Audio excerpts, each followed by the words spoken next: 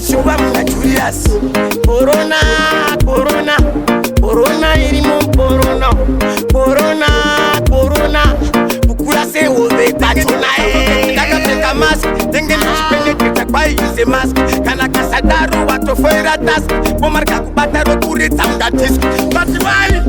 Na iwe COVID, iwewe COVID. Uri kutu banenyi kakunzi mutu. Kunzi urim, COVID. Na iwe COVID, uri kutu bane pasi kunzi. Shwaka urim, nulotok nakta kona tifa. Mawarira kunzi uri pisa. COVID nei, wawada kutirisa. I want it, no siyata kunsa.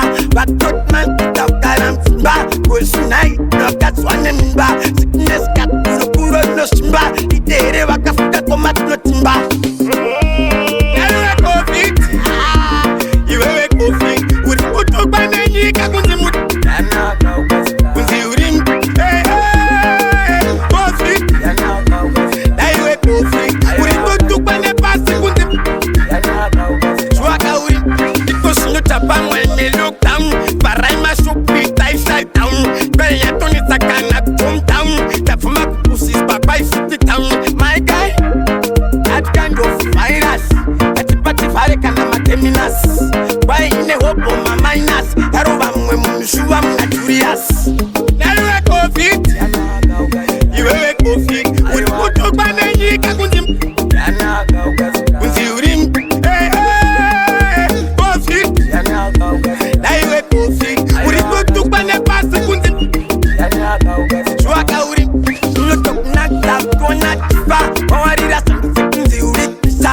COVID nei, wawada kutirisa. I want it, no siyata kunsa. Baktot man kitawtaram simba.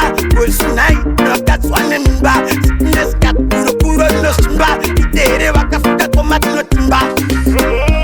Na iwe COVID, iwewe COVID. Uri kutu banenyi kakunzi mutu. Kunzi urim, COVID. Na iwe COVID, uri kutu bane pasi kunzi.